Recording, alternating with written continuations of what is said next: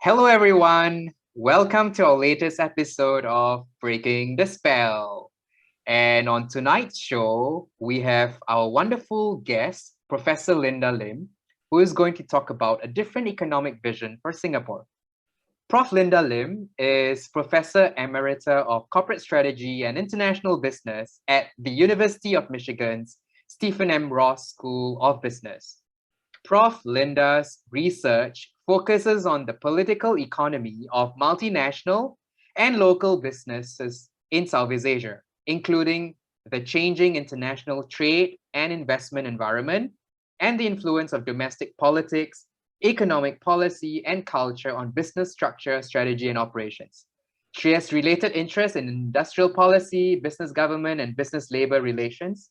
Prof Linda has taught MBA and executive education classes on the world economy and business in Asia. She continues to research various aspects of Singapore's economy, including higher education, indigenous innovation and entrepreneurship. She writes media commentaries and is an editor of Academia.SG, an academic blog by, on, and for Singapore.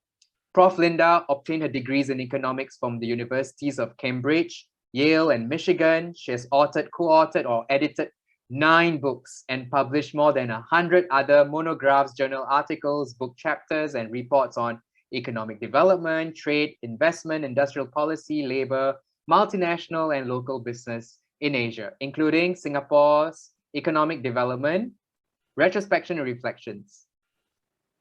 Prof Linda loves to explore subjects like identity, heritage, belonging, and general Singaporeanness. She also likes to discuss academic freedom, race, gender, inequality, and fear of failure in Singapore. So welcome, Prof Linda, to our show. Thank you. Thanks for having me. Yes. So Prof Linda, to kickstart our session, we always ask our guests one important question. Do you remember the first time in your life when you felt that things aren't the way they should be? No, I don't think I thought about the way things should or should not be, certainly not as a child. Growing up in Singapore and traveling to Malaysia and Hong Kong, I observed poverty around me, but I didn't really think much. It made me uncomfortable, but I didn't really think much about it because I didn't really have a critical view of society or economy. Probably not until I did my undergraduate studies in economics. But that might be of interest to you because I chose to study economics because I wanted to help Singapore. You know, it was a very difficult time. We had been kicked out of Malaysia, right? And Lee Kuan Yew said, "Pray God, my successor is an economist." And I didn't know, I was like 15, I didn't know what economics was about, but that struck me. Well, luckily, we got Goh Keng Swee, so we didn't really have to wait for a successor. But that got me started on wanting to, improve people's lives, because that's what economics to me was. Okay? It was about economic development, and economic development, particularly development economics that I was interested in, was all about making people's lives and livelihoods better. And so that's what set me on my path, the great man himself. So That's amazing, Prof Linda. From economics to a bit more about Academia.SG, could you share a bit more about what motivated you and what you do at Academia.SG? Okay, so Academia.SG is an informal collective of Singaporean academics. As you pointed out, our motto is scholarship by, of, and for Singapore. So we are Singaporean academics and academics of other nationalities who study Singapore.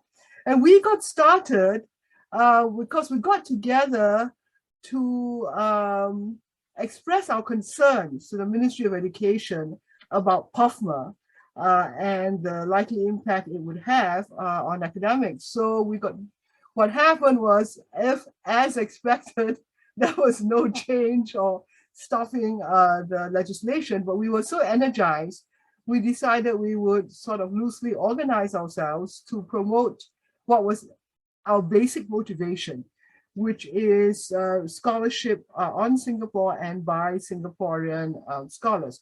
So our main activity started out and still is the publication on our website of academic views, which are commentaries written by scholars based on their research and based on their specialized expertise, but hopefully distilled for a general public audience. Okay? So, and we have a tilt towards, I guess you could call it alternative views, or views that are underrepresented in mainstream sources, and also views that are a bit critical because of what's going on. Because of course, being academics, you're always trying to push the envelope. You're always trying to,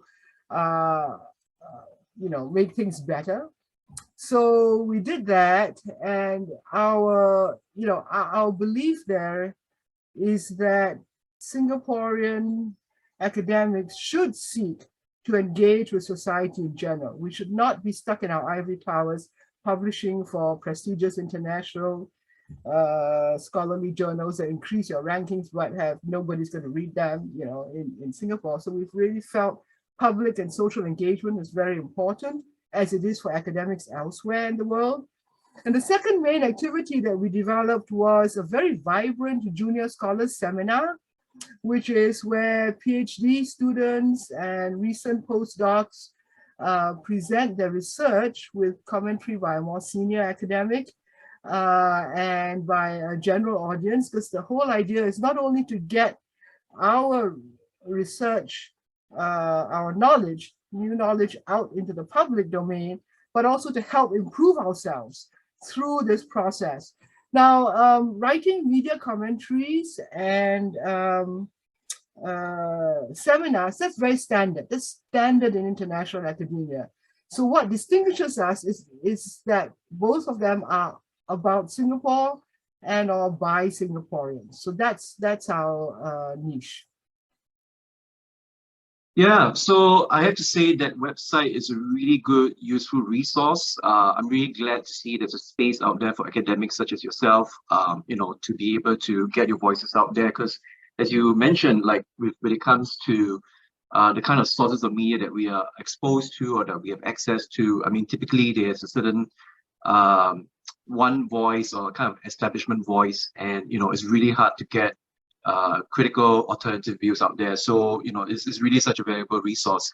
I'd like to come back to that later, because I definitely want to talk about how useful you think Academia.SG has been against, say, POFMA, right, which is one of the main triggers as to why you would need a site like that. But what I wanted to ask you, Professor Linda, is you have this amazing, exceptional biography. You basically lived through late colonial, early independent Singapore, and to relate it back to Academia.SG, right? I mean, their website also talks a lot about identity, heritage, race. So what I'd like to ask you is, how has your early experience of Singapore, right, shaped your views on identity or heritage, or on even gender in Singapore? Okay, so that's a very big question. And I think, I think research shows and our own experience shows that identity is formed early, right? I mean, we know this from psychology and all kinds of things. Very early in your, I think mostly in the teens, but also in the early childhood, early teens. So who we are is very much a product of our heritage and of our growing up. Okay, so what this means is can I talk about why I'm interested in that, why identity and heritage are important as an economist? Okay, so when you look at an economy, the basic thing about a national economy, which is where I developed my consciousness, right, living through the late colonial period, the whole independence thing, being in Malaysia, being thrown out of Malaysia, and then, being very committed to what is our future after Malaysia. I think it's a question of who are we? When you talk about the economy, what is the economy? If you look at that time in our history and in my personal history, it was linked. The definition of the nation was linked with the definition of the economy, which of course makes absolute sense, because from an economist's perspective, economics is a science and maybe the art of allocation of scarce resources. So whose resources? What resources? And economics also seeks to maximize welfare. Whose welfare? Whose welfare are we seeking to maximize? So the important question is, who are we? Who is us, right? And I think by going through that whole process, and I think it's still very important today, right? We need to know what the boundaries of the economy are, because it affects all the choices and the trade-offs that we make.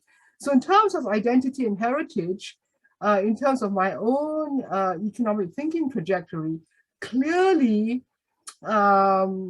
what happened in the early post-independence period, that was a big thing. I wrote lots of stuff about, 65, 68, and 70, 74, all that. I was following all that economic growth. Clearly, we did a very good job. Okay, I think Singapore did an amazing job. And then, there are always hiccups along the way.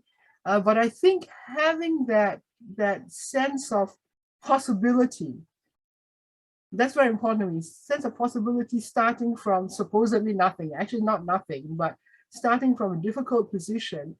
And I think how that informs my view now is I still carry that. I still carry that sense of optimism, the sense that we can do it against great odds. And one of the things which has disappointed me about the way people think and talk about the Singapore economy since then is that has been lost.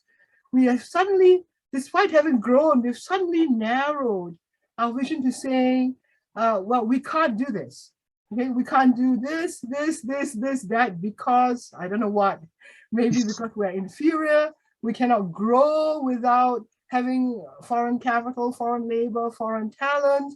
We are so strangely, for someone that was young then, I find Singaporeans now very often in the economic discourse keep saying cannot, as opposed to can, right? Why not?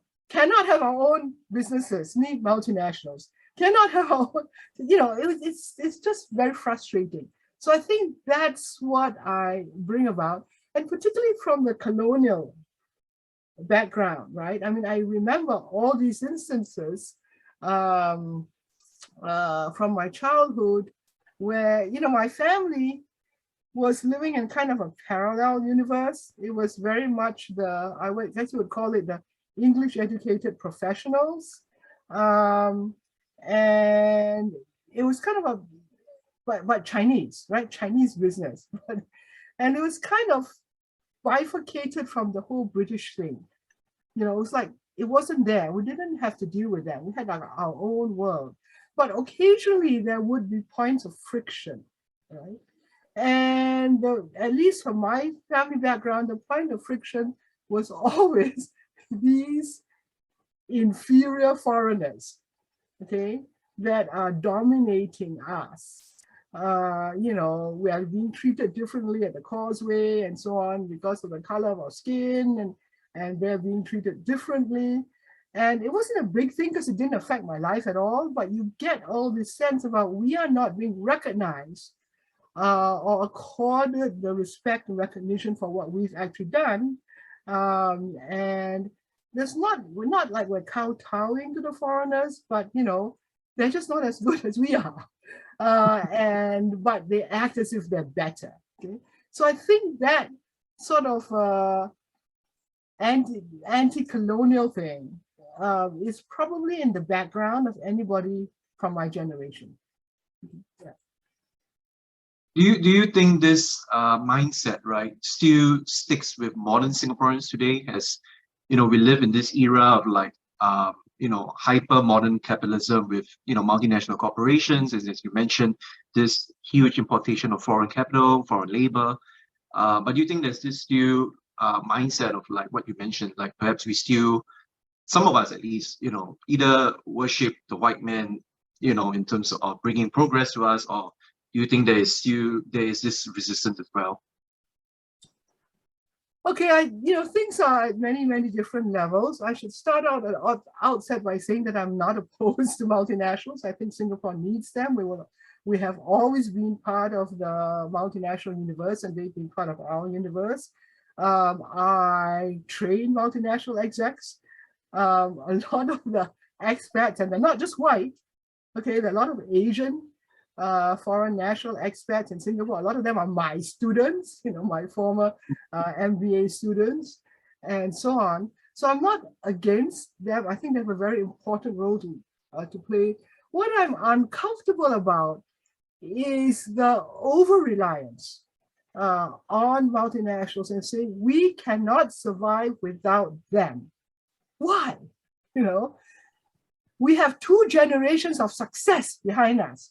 The success is meaningless if you did not develop the domestic capacities to be on your own 2 feet, right? It's what the economists often call the principal agent problem. You can be very successful as an agent of a foreign principal, but why? Why don't you want, at some point, don't you want to be a principal yourself? Don't you want to be, at least not for all the economy, but at least for part of the economy? Now, step back in a comparative context.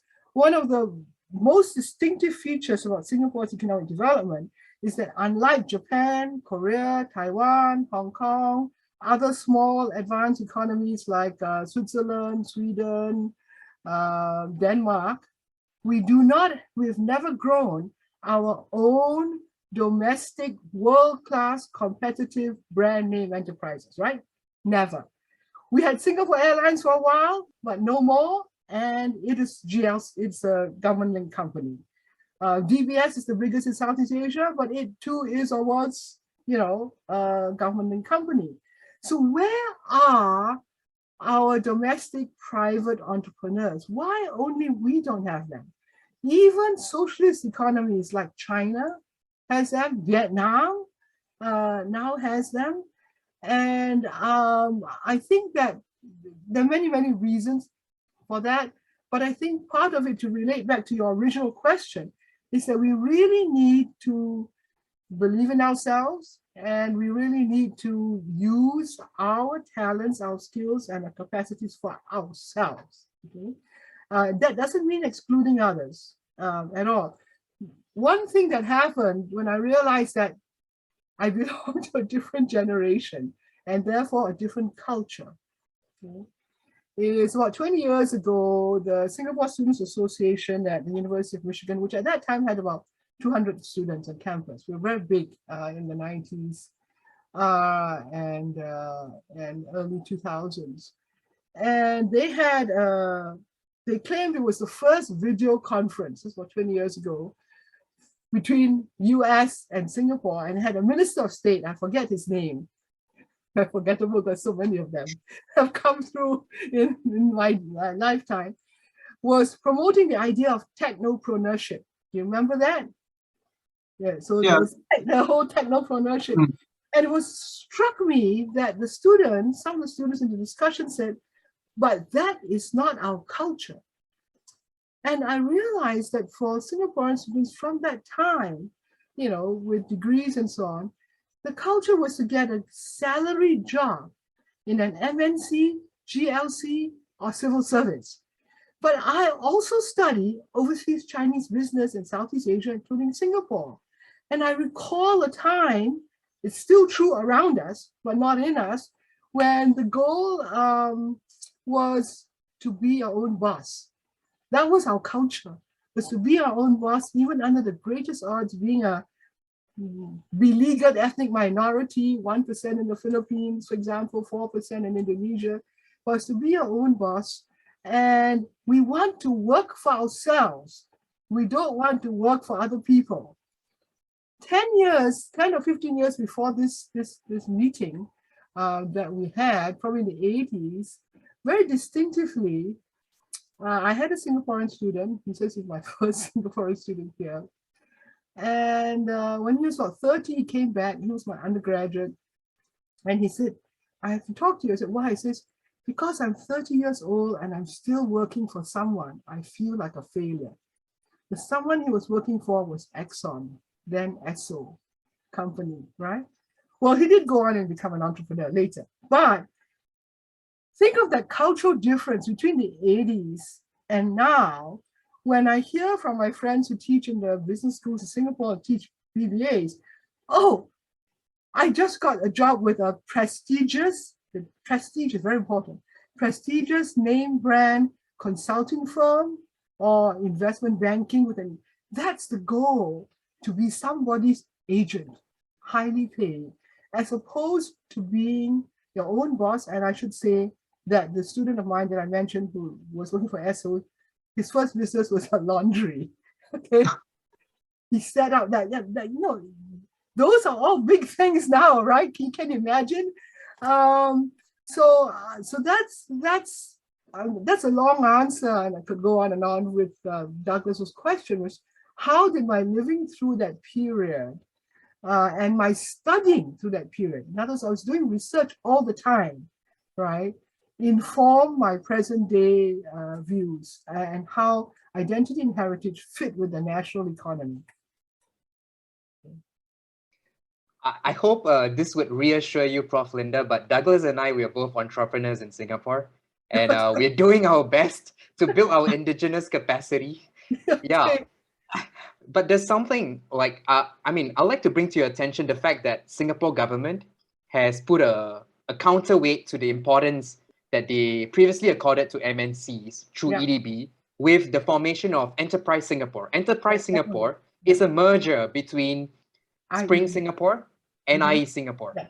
And that was to develop our indigenous capacity. Now, what is missing in that equation still? Is it culture? Something that you can only nurture in youths to take risk?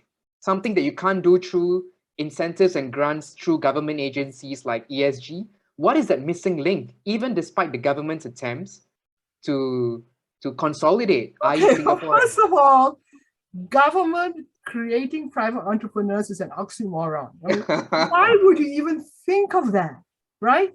How do entrepreneurs go? Entrepreneurs develop in response because they seize opportunities and operate within constraints in the ecosystem in which they function. And this is true everywhere. Now, you can help them along. Over the last 20, 30 years, the biggest complaint I've had from Singaporean entrepreneurs or would-be entrepreneurs is access to capital, right? And secondarily, access to talent. So the problem with the multinationals is not the multinationals themselves, but two things. One is they, in such a small space as Singapore, they crowd out domestic enterprise.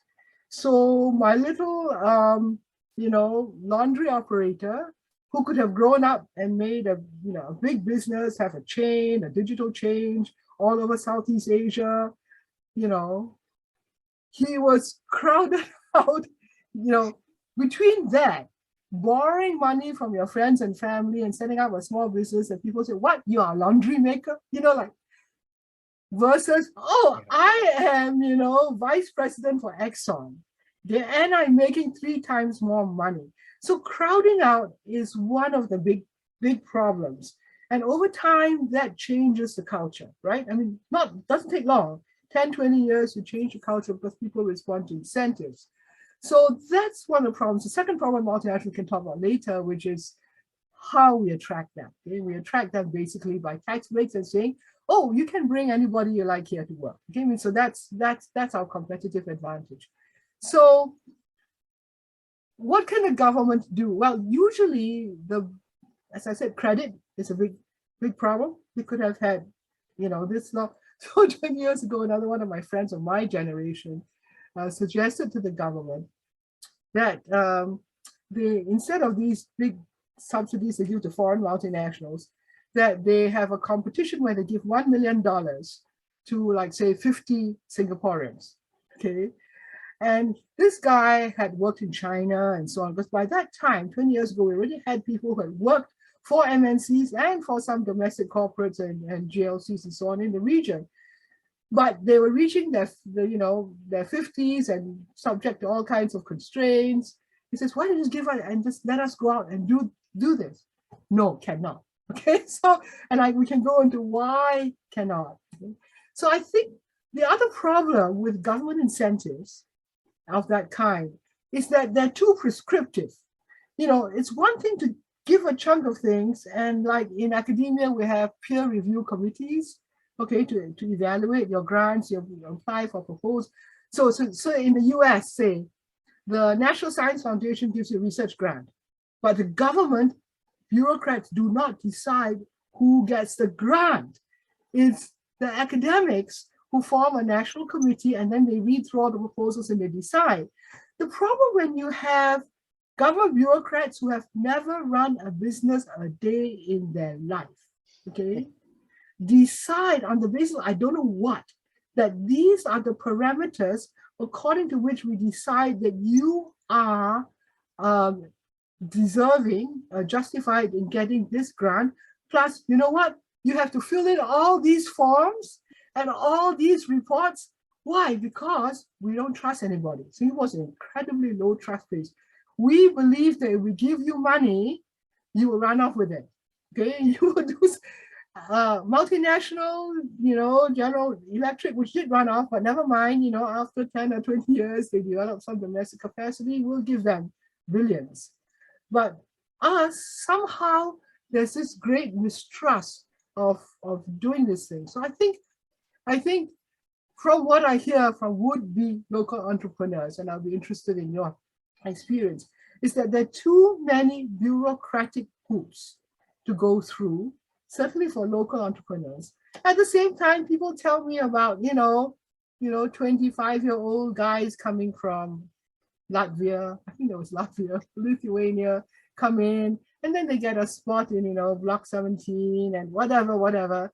And then they either fail. Remember, 90% or more of all entrepreneurs fail, enterprises fail. The very first entrepreneurship course at my business school about 25, 30 years ago had one title, failure, a one-word title. Okay, so they're going to fail. Or they're going to make it big. If they make it big, they'll take the money and run out to Latvia, right? Singapore is too small to absorb the billions of dollars. So the difference is if you give this to, if you give the $1 million to say 200 Singaporeans who have, you vet them, they have lots of experience and so on, maybe 90% of them will fail, but they're still in Singapore, right? Their capital, their networks, their social capital, their skills, all that would still remain, even if the business fails. Building up domestic capability doesn't mean successful business only. This is a whole ecosystem. This is how things develop. You start, you fail, you start. Being in a business school, I have tons of former students who are repeat entrepreneurs, shall we say. Right? There was a time in the US, maybe 15, 20 years ago, when after the dot-com bust, yes, when people, the MBAs have a very nice one-page resume, right? Then people train them out. And being a failed entrepreneur in a tech company was a big plus to get into business school, okay, and to get a placement after that, preferably in a consulting company. But so I think you have to have that's a long answer to your, not a very precise answer to your question. It is culture, but culture is driven by incentives, experience, role models, a tolerance for failure, a whole different hierarchy of what you value. Do you value being your own boss of a laundry more than working for somebody else in Exxon? Okay, so that's a big thing. And over two and a half generations that I've observed this and interacted with the Singaporeans in the business community, that's a big change. That I think there is a cultural change, but culture comes from economics, as political economy, right? Yeah. Okay. I would rather do, No, yeah. Thank you so much. I'd rather do laundry than like serve an MNC boss, Yeah. I wrote in EDB, when I was in strategic planning, I wrote a paper called Building Indigenous Capacity. And the most important point of the paper was this term called learning by doing gains. Yeah. 90% of the entrepreneurs whom you give that sum of money to, who will fail eventually, what will circulate through the ecosystem are this learning by doing gains, Yeah. even though they fail. That was Yeah. the key point and the crux of our message. And you want to circulate this learning by doing gains as much as possible through the indigenous capacity. Yes. Hopefully, one day, after enough circulation, the success rates will increase from 10% to 15 and 20% Yeah. and even more. Yeah. So Yeah. that is important. Yeah. I'm glad we agree. Yes. And I'm glad from the inside view, because to me it was like so obvious, because I remember, I can tell you all the multinationals that we went through, right? And I remember chasing after GE. At one time, GE USA now failed, right? But one time had like 11, plants in Singapore. And it failed. Then there was Rolleiflex. There was like a whole bunch of failures. And I have to grant it to our Singapore economic planners that we survived all of those because we moved on to another MNC, right? A different one, because they're always, so you can always piggyback on a foreigner, right? Because we're small, the world is big, there's always going to be people we can piggyback on. I have some doubts about the ability of bureaucrats to pick the right ones for the right reasons. I mean, I just don't think that if you haven't done it yourself, you can really tell people what to do. Okay, I mean, in business, I mean, I think I have it. But still, through all those iterations, why did we not develop actually, one of my first academic articles that's still apparently widely, well, not widely, but still cited, was entitled, I wrote it with Pang Eng Fong, who was my longtime collaborator from NUS, now SMU. It was titled Vertical Linkages and Multinational Corporations. It was probably 1983 or 84. And it showed how the multinationals created a local supply chain and created, so that's what I thought then. I thought by having multinationals, it would be like other people around the world. When you invite a multinational to come in, they create a local ecosystem of local suppliers, right? And that did happen for a while, and it still happens today. But you expect that some of the locals, or somehow you would grow your own multinational, right? And I don't know, that didn't happen. So I think that is, to me, is a disappointment. Yeah, I actually have, Santosh said we are kind of entrepreneurs. I don't put myself that high. I mean, I did try to have a business, but it didn't work. It failed. So Yeah. I'm definitely considered one of the many Singaporeans who had a failed business. But for me, I guess my experiences, along with other of my peers, is that actually it's just that things are very expensive in Singapore to have a business. So rent, for example, is a killer. And if I'm not wrong, when it comes to the F&B industry, like I think 9 out of 10 businesses fail, like within the first 3 years or something like that. And it's been known that rent is one of the prime culprits, for that. So I guess what I'd like to ask you, Linda, is, are there more structural things we have to work on besides, the cultural factors that you just mentioned, which are just as important as well, but, do these things not also play a huge part? Oh yeah, no, the rent thing is a huge thing, and it's another aspect of crowding out, right? The more external, well, the more demand you generate, right? From bringing, the EDB, the thing that always struck me about the EDB, sorry, Santosh, is it uses as a measure of its success the input, not the output. They say, oh, this year we attracted $300 million of investment. Like what? I want to know how much did the, hundreds of billions that you invested before produce, right? So what it is because that has been your metric, how much foreign investment, the whole thing is structured towards attracting as much foreign investment as possible. This naturally increases demand for space, for commercial space, for industrial space, for housing space, because the multinationals also bring with them, their employees from overseas and so what's our scarce resources? Who is us, right?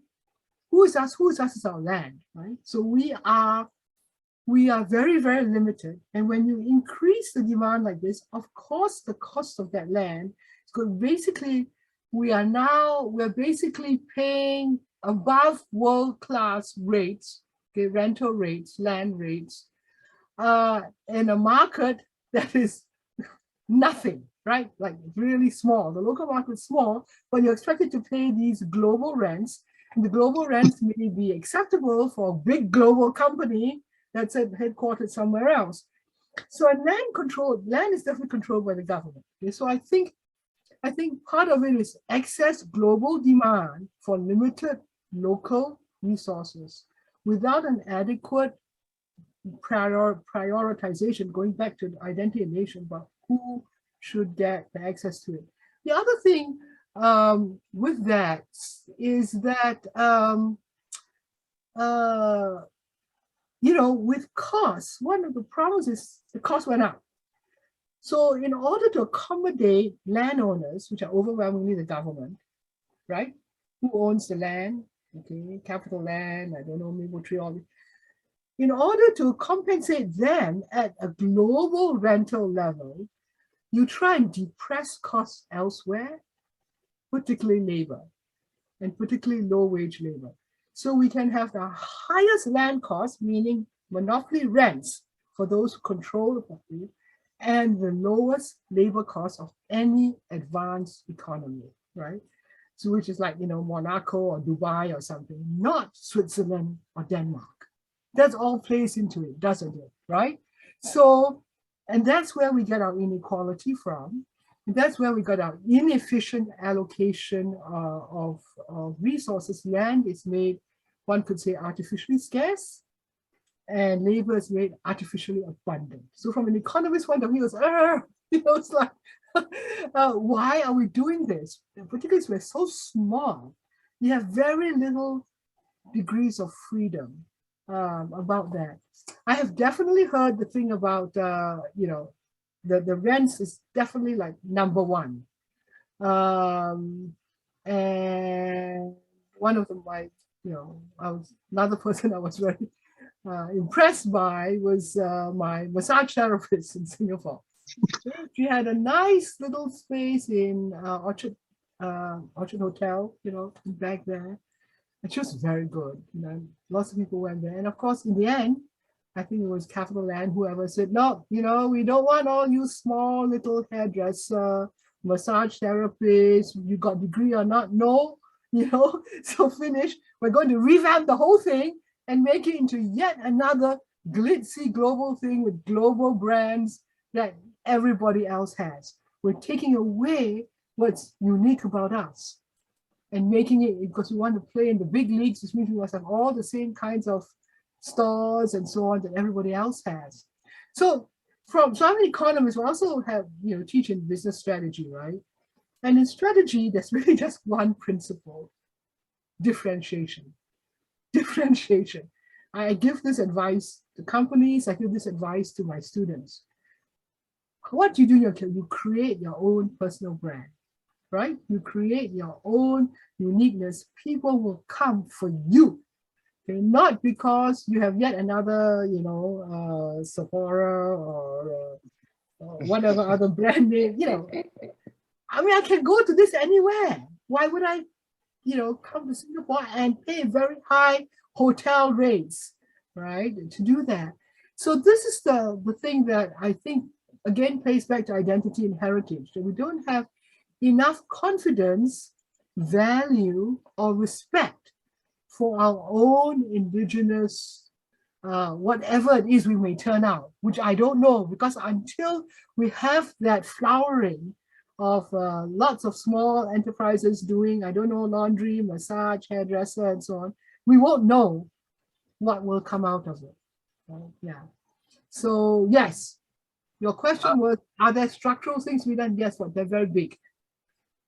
Yeah, no, I like the way you ended because it's also something that I've raised sometimes, whether it's on a show or in my own personal capacity with friends or other people, that, you know, I really would like to see a different Singapore where, as you said, you know, it's not carbon copies of different malls which have the same shops, and you know, there's actually this differentiation as you mentioned.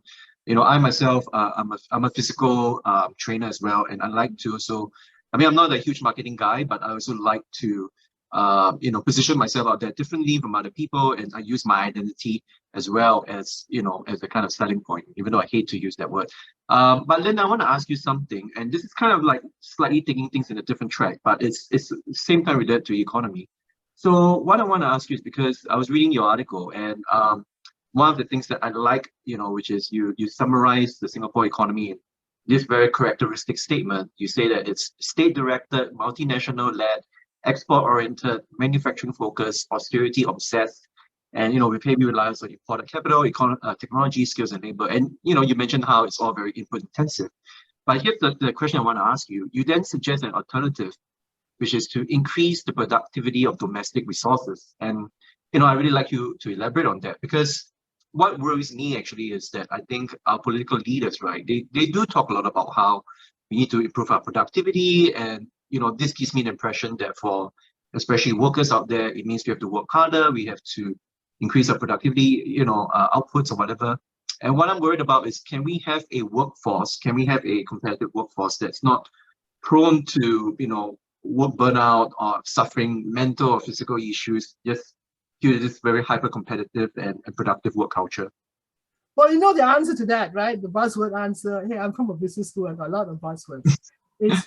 It's not about working harder. It's about working, Santosh, smarter, right? Yes, it's about working smarter and being able to charge a premium for your services because they're different from that of, you know, a foreign worker that comes in.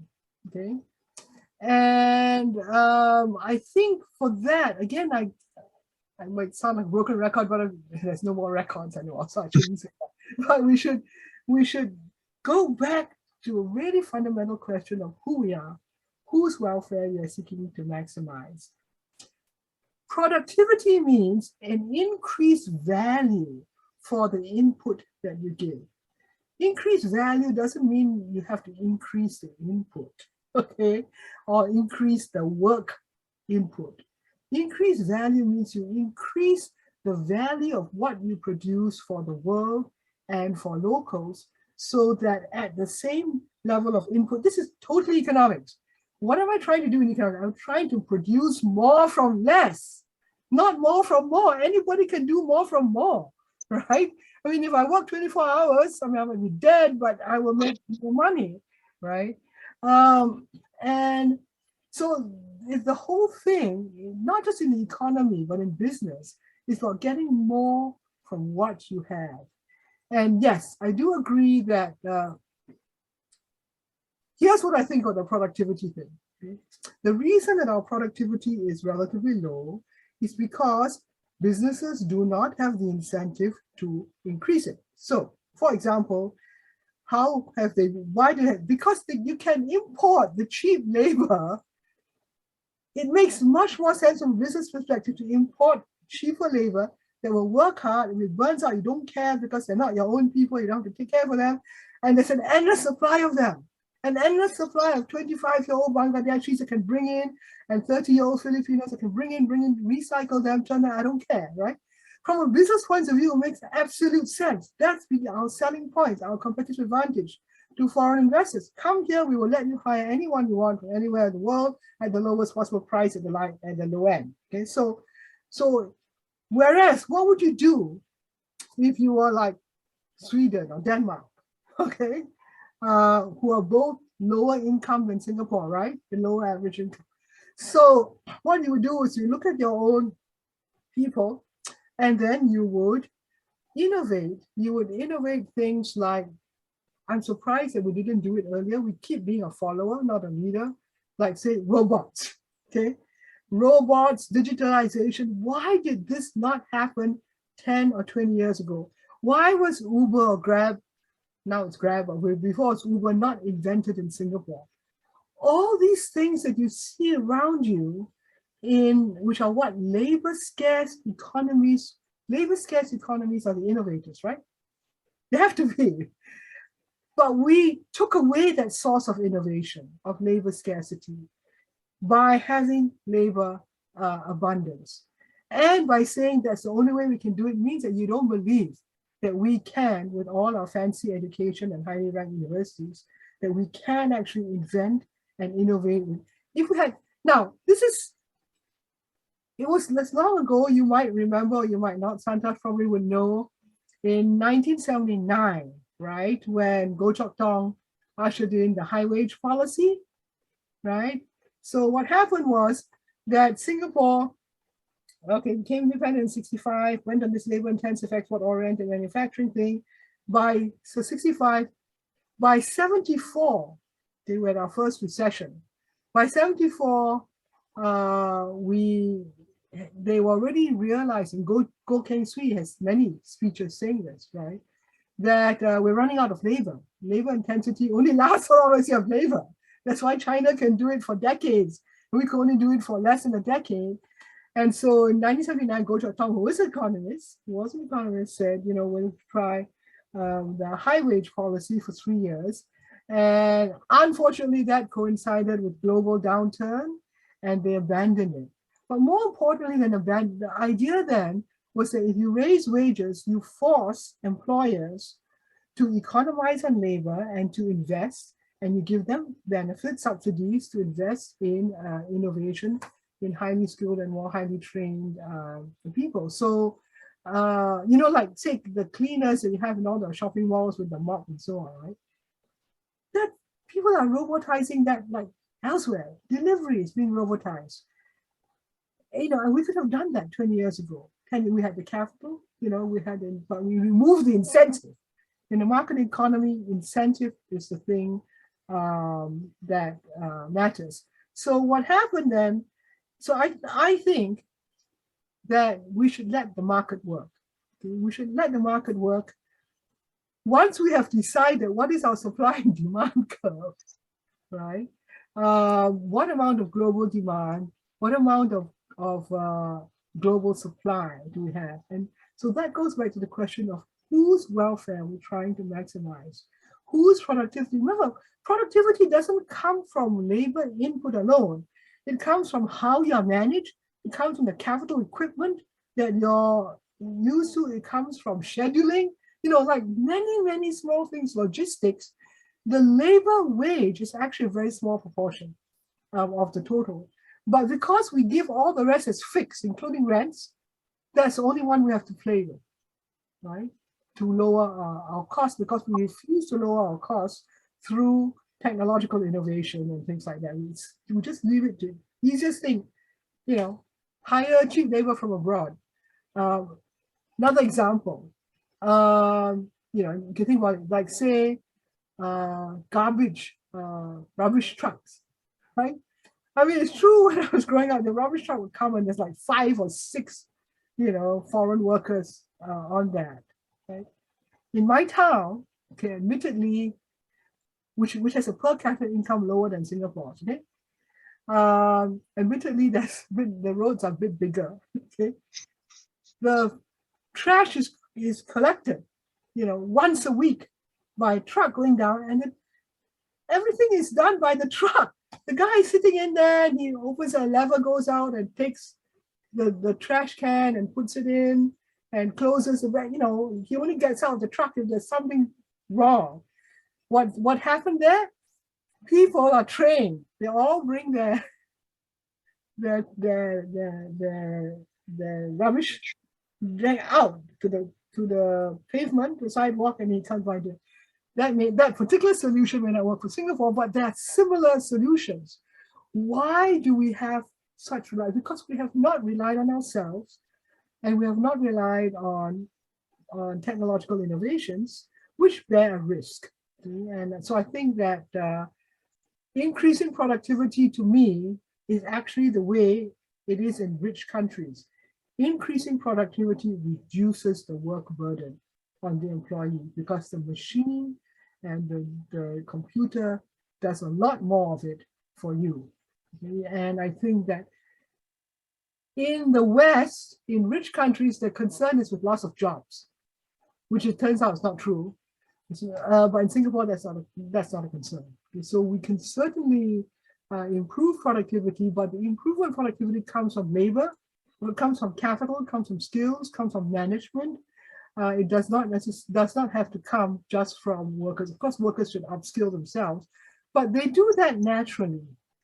If you have a correct market economy, people respond to incentives. And just like they gave up the laundry, to work for McKinsey, they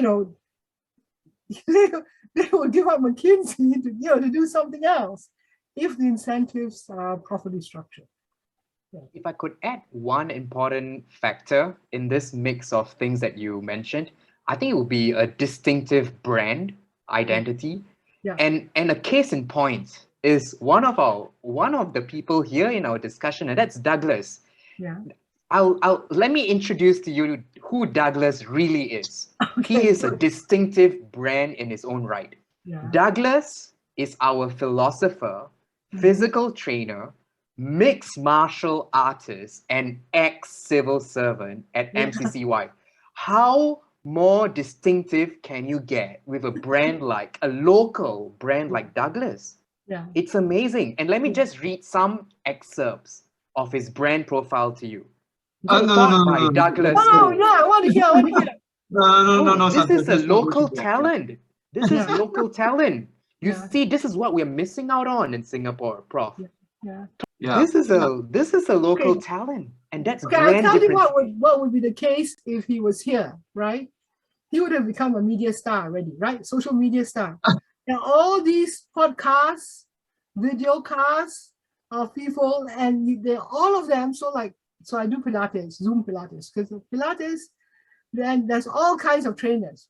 Which are the ones that have the most followers, and that people will pay for their training and so on? There's something unusual about them. I know this is what Pilates trainer keeps telling me about these podcasts and so on that she watches.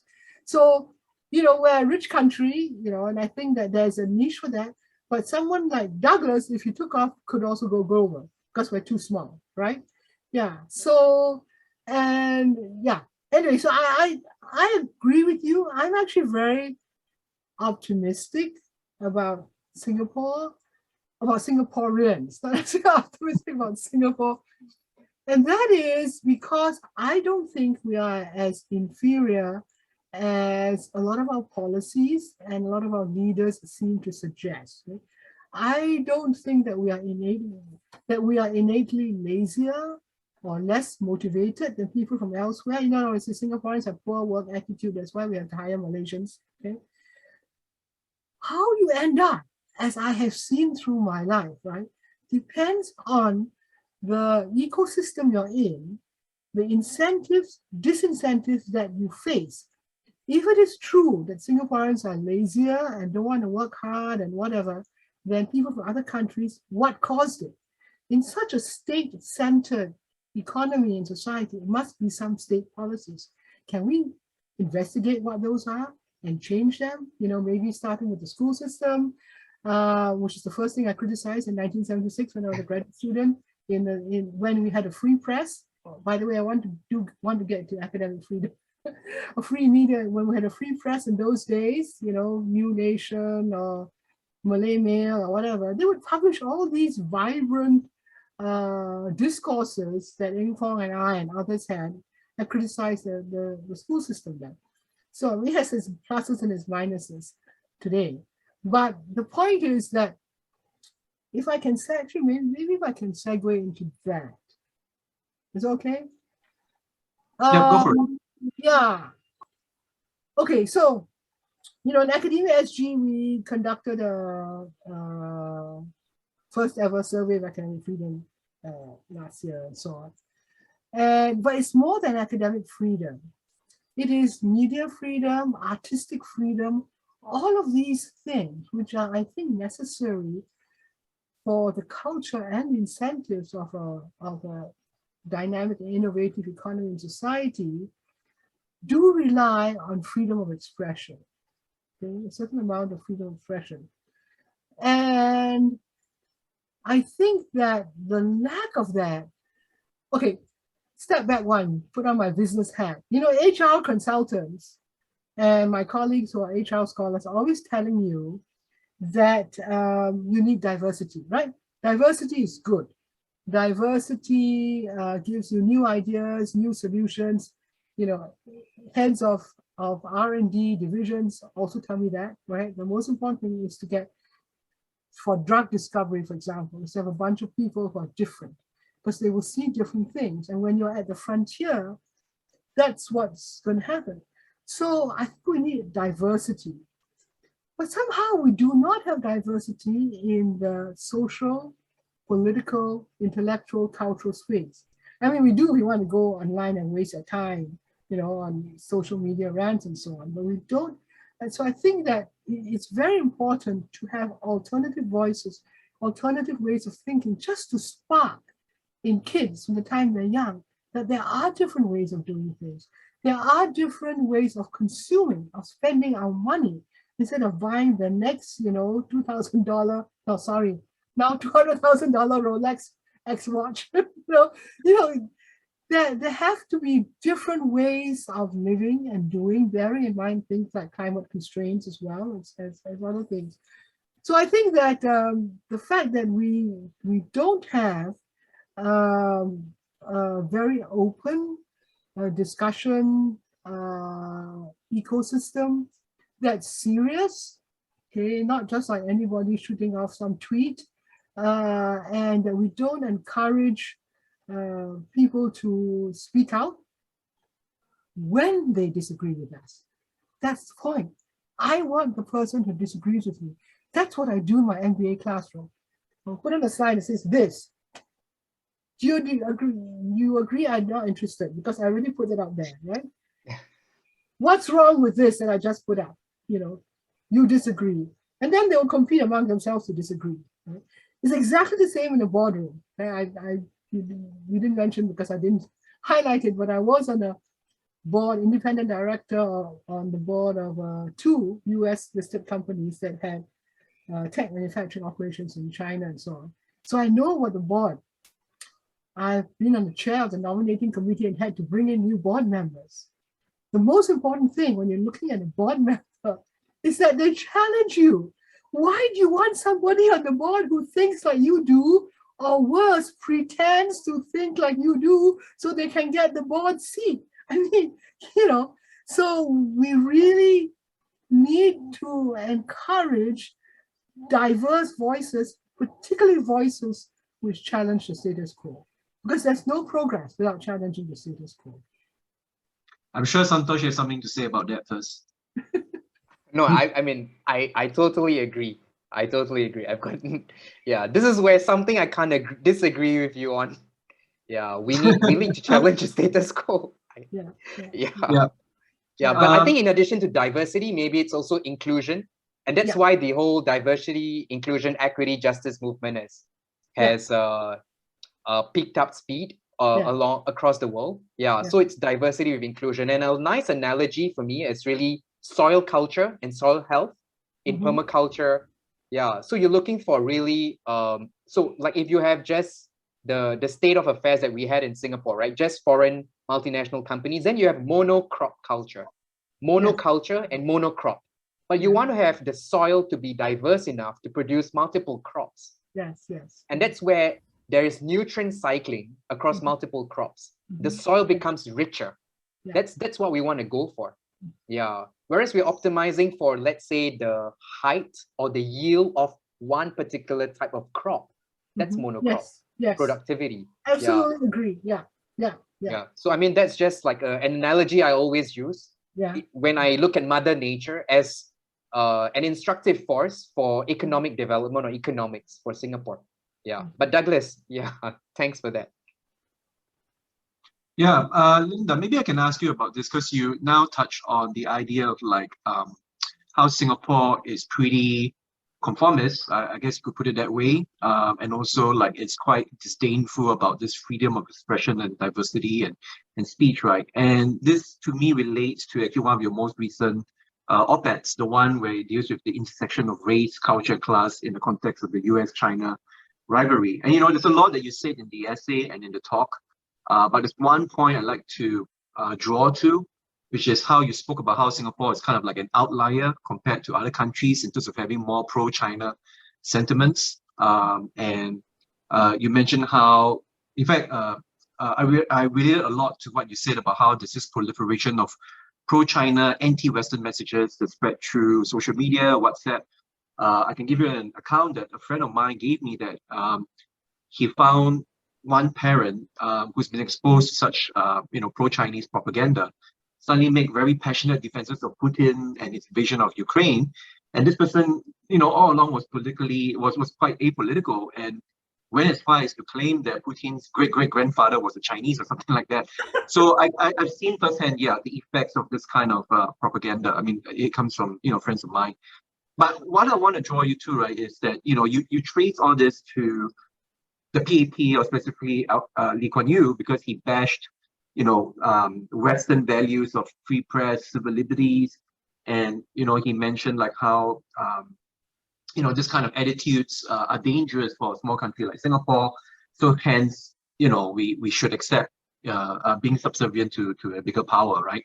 But then now you see this thing happening where, as you mentioned yourself, there are certain members in parliament like Vivian Balakrishna who have gone public to denounce Russia. There's also a MP called Don Wee who actually wore clothes resembling the colors of the Ukraine flag to deliver his speech in parliament. So what I'm asking you, Professor Linda, is do you think this is a case of Lee Kuan Yew, his own words, coming back to bite the PAP? Because they say he went so far as to bash, Western values, in inverted commas, and now you've turned Singapore into a much more pro-Chinese, or the Singapore, members of the Singapore public, a certain segment of the Singapore public becoming more pro-Chinese. And, what I'd like to ask you as well is, how can we have a more sophisticated, informed discussion about this so-called Asian versus Western values? Okay, so I think that the whole Asian versus Western values thing is passé. I mean, it's passé for like, I don't know, my favorite 15, 20 years or whatever. It's something that was, cooked up by think tankers, not even by serious academics. And then people start having a career made on this. So you have to realize who are the proponents of this sort of Asian versus values thing, and what are their interests. And in the case of Singapore, it was really clearly because Lee Kuan Yew was a philosopher, and he was trying to seize on trying to get some kind of philosophical worldview that would justify or rationalize his somewhat repressive measures, at home. So he seized on this sort of Confucianism thing. But, as I've actually written also, if you look at serious sinologists, my colleagues who know, tradition, what do you call it, the ancient Chinese, modern Chinese, Japanese, and they read everything and they know everything. It's wonderful. I just go and ask them a specific question. I'll get a whole bunch of quotes from lectures or whatever. That is not. So that's a misrepresentation of Asian values. That's number one. Okay? In Confucianism, there is an obligation. People emphasize the sort of hierarchical 5 relationships, whatever thing, obedience to authority. But how would you get authority in the first place, right? And in Confucianism, you have to be a good person, however that's defined in any particular situation. But there's also a very special role for the scholar. And the scholar is the person who speaks the truth, right? And the scholar is often poor because nobody pays you to speak the truth, particularly if you're challenging authority. They are Wow. usually poor because they give away their knowledge for free. Some people have used this to argue why China did not believe in intellectual property rights protection. That's a whole separate discourse you can have. Intellectual property rights is a Western invention of the last 300 years, right? So because the scholars' moral authority and power comes from giving away this knowledge. I mean, if you had a cure for cancer, how could you keep that from people, right?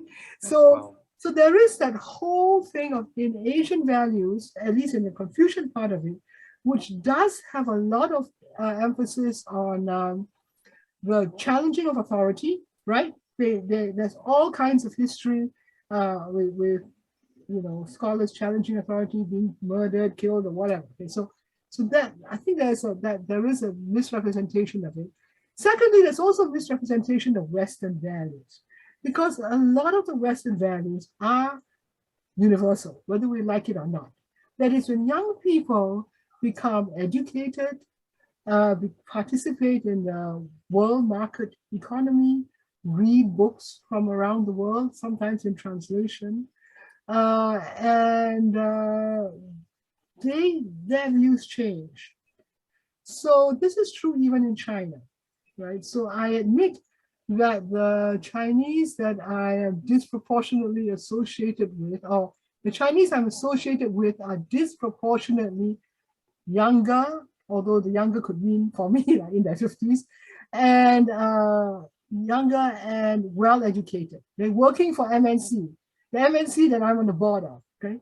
So, or the executives for Chinese state-owned enterprises that come here to my school for me to teach them for 9 months, you know. So I admit that, but in those, definitely you see they are just like us. And this first struck me about 10 years ago when the dean of our engineering school here went to Shenzhen and then went to Silicon Valley, and he said, our alumni in China, they're exactly like the guys in Silicon Valley. They are the same. I mean, I think he overdid it, but there are a lot of similarities in a sense. You can be negative about it and says capitalism homogenizes, okay? You get that the whole progress of capitalism, liberal or otherwise, brings people to a certain level where their preferences change from an economist's point of view. And I would say that certainly the younger ones, particularly into the 20s of my Chinese associates, are definitely, I mean, they read the New Yorker, and they whatever.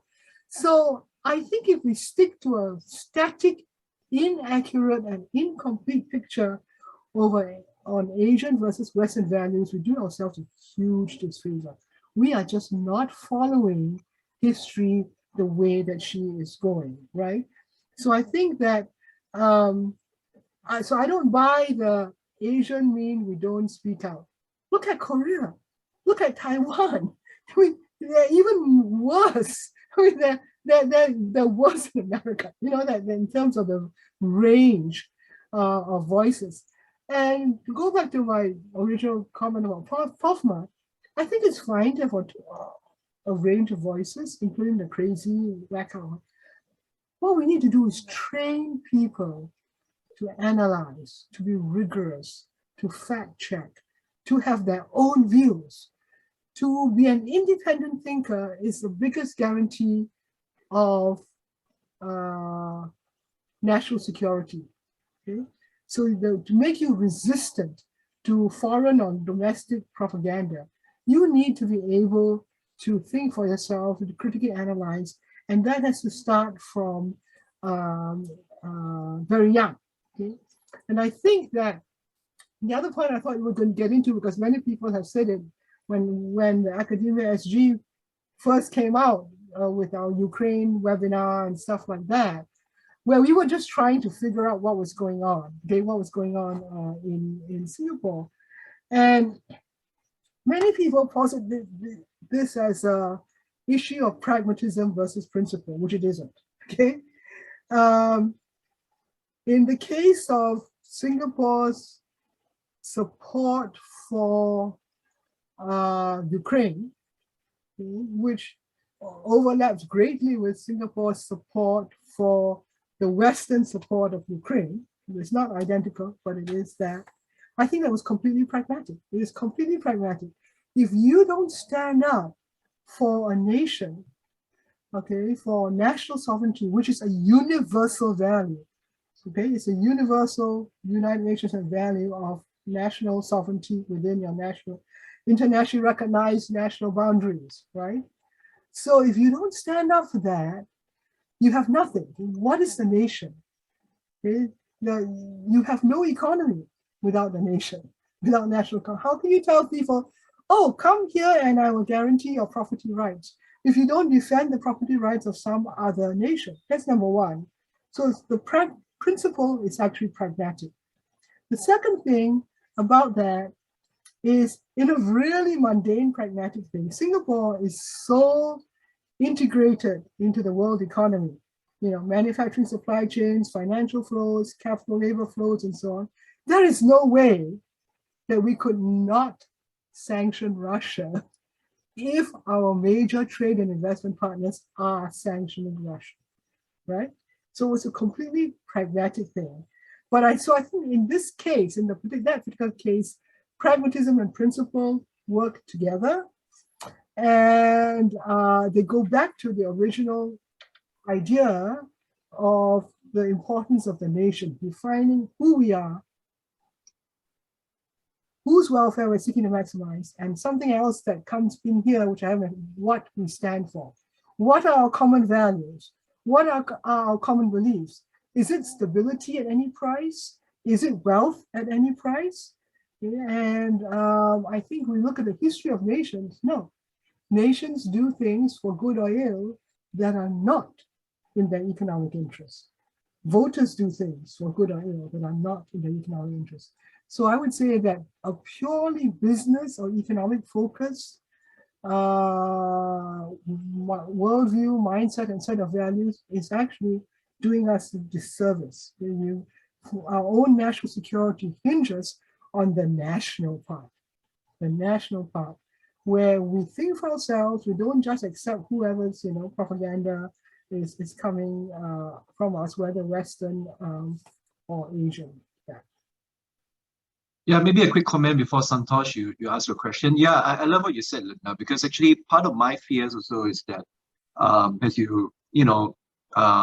spoken about, like what you've seen from the surveys, the way that there's this growing segment of Singaporeans that are quite pro-China, and that kind of risk a lot more Singaporeans becoming comfortable with a very repressive state, like they wouldn't have any issues with POFMA and FICA, and you've obviously also spoke about how these instruments are used, and they're quite used in my personal opinion, disingenuous way.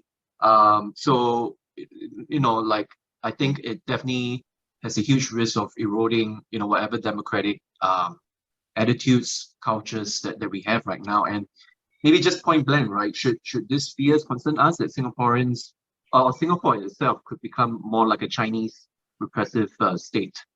Okay, I'm not concerned about being pro-China in every respect, okay?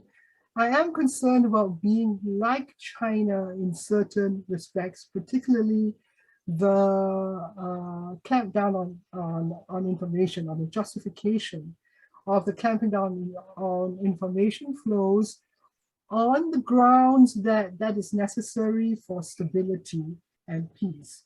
So in the case of China, what we see happening now is there has definitely been a clampdown on everything, marketing surveys, academic research.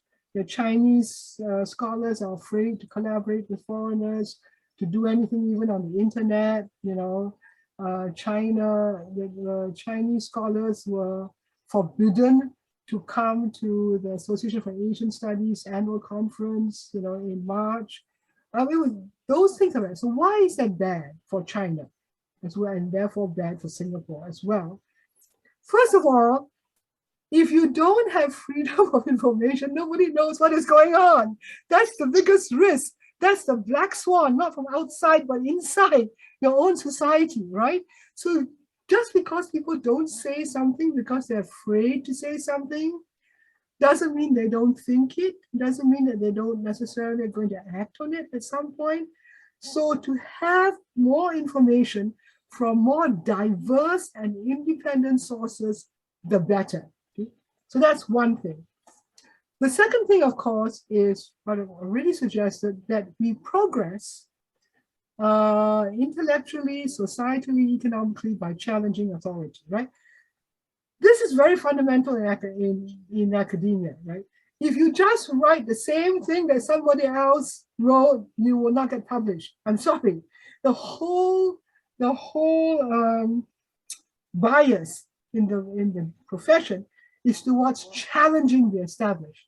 Okay, when I challenge the established, then I will get published. I will get a name for myself, right? So, but it's actually so bad that some people, there's been scientific fraud. People challenge something with fraud just so they can make it. So that's the whole. In fact, one of my still most cited articles was really just a title. 1983, published articles in Singapore, the myth of the free market economy. Right? Because everyone, certainly in the West, thinks about Singapore as a free market economy, but it isn't. I wasn't anti-state. I was just describing what happened. So what you do is, it's just a strategic thing. You're looking to advance science, say cure for cancer. Then you have to rethink everything, right? So if we did not challenge the status quo, we will all still be thinking the world is flat, right? But somebody went to jail for that, for saying the world was round, right?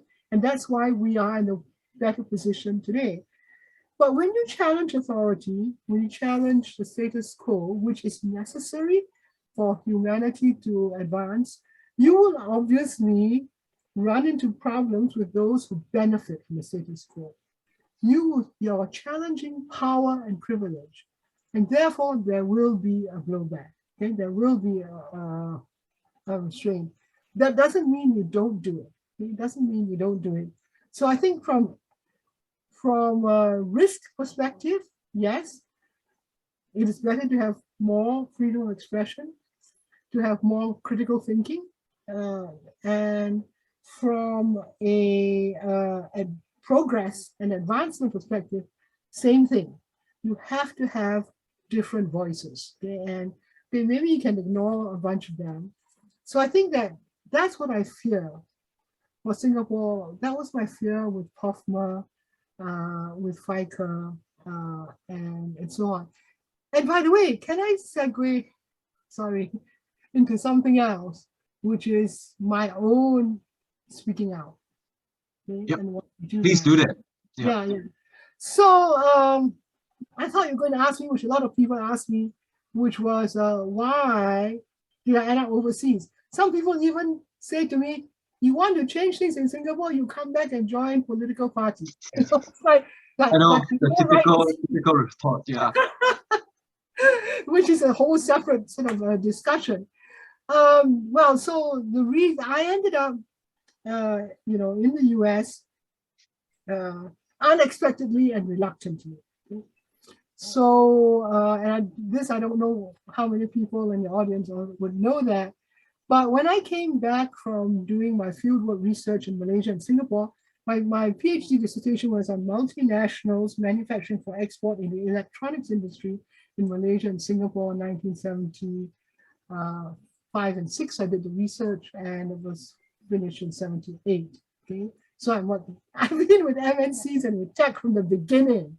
Okay, so anyway, so I came back and I was trying to write up my dissertation research, and then a whole bunch of my friends who I hung out with while I was doing my fieldwork in Singapore got arrested and thrown into jail, subject to harsh interrogation.